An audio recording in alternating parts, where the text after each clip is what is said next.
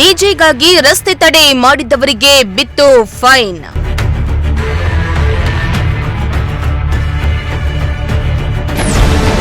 ದಂಡ ಕಟ್ಟದಿದ್ರೆ 45 ದಿನ ಜೈಲು ಶಿಕ್ಷೆ ಫಿಕ್ಸ್.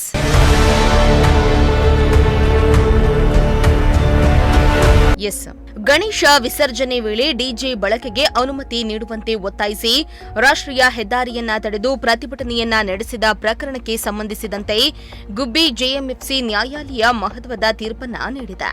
ಸುಮಾರು 6 ವರ್ಷಗಳ ಹಿಂದೆ ನಡೆದಿದ್ದ ಈ ಪ್ರಕರಣದಲ್ಲಿ ಆರೋಪ ಸಾಬೀತಾದ ಹಿನ್ನೆಲೆಯಲ್ಲಿ 13 ಮಂದಿ ಯುವಕರಿಗೆ ತಲಾ 12,000 ರೂಪಾಯಿ ದಂಡವನ್ನ ವಿಧಿಸಲಾಗಿದ್ದು, ದಂಡ ಪಾವತಿಸಲು ವಿಫಲರಾದರೆ 45 ದಿನಗಳ ಜೈಲು ಶಿಕ್ಷೆಯನ್ನ ಅನುಭವಿಸಬೇಕೆಂದು ನ್ಯಾಯಾಲಯ ಆದೇಶಿಸಿದೆ.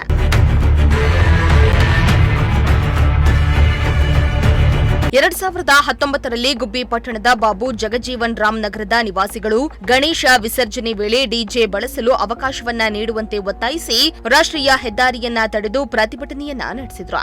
ಈ ವೇಳೆ ರಸ್ತೆ ಸಂಚಾರಕ್ಕೆ ಅಡ್ಡಿಯುಂಟಾಗಿದ್ದು, ಆಂಬ್ಯುಲೆನ್ಸ್ ಸೇರಿದಂತೆ ಹಲವು ವಾಹನಗಳ ಓಡಾಟಕ್ಕೂ ತೊಂದರೆಯಾಗಿತ್ತು. ಅಲ್ಲದೆ ಪರಿಸ್ಥಿತಿಯನ್ನ ನಿಯಂತ್ರಿಸಲು ಬಂದಿದ್ದ ಪೊಲೀಸರು ಮತ್ತು ಸ್ಥಳೀಯರ ನಡುವೆ ವಾಗ್ವಾದವೂ ನಡೆಯಿತು.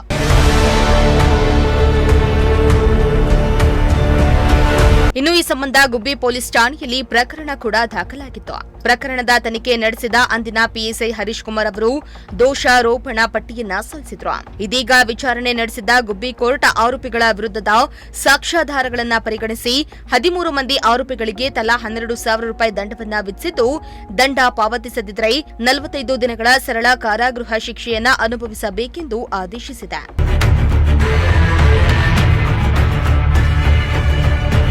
ಇನ್ನು ಈ ಪ್ರಕರಣದಲ್ಲಿ ಸರ್ಕಾರದ ಪರವಾಗಿ ಸಹಾಯಕ ಸರ್ಕಾರಿ ಅಭಿಯೋಜಕಿ ಅಕ್ಷತಾ ವಿಶ್ವನಾಥ್ ವಾದವನ್ನ ಮಂಡಿಸಿದ್ದು, ಪ್ರಧಾನ ಹಿರಿಯ ಸಿವಿಲ್ ನ್ಯಾಯಾಧೀಶೆ ಅನುಪಮಾ ಡಿ ಅವರು ತೀರ್ಪನ್ನ ಪ್ರಕಟಿಸಿದ್ದಾರೆ. ದೇವರಾಜು, ಪ್ರಜಾಶಕ್ತಿ ಟಿವಿ, ಗುಬ್ಬಿ.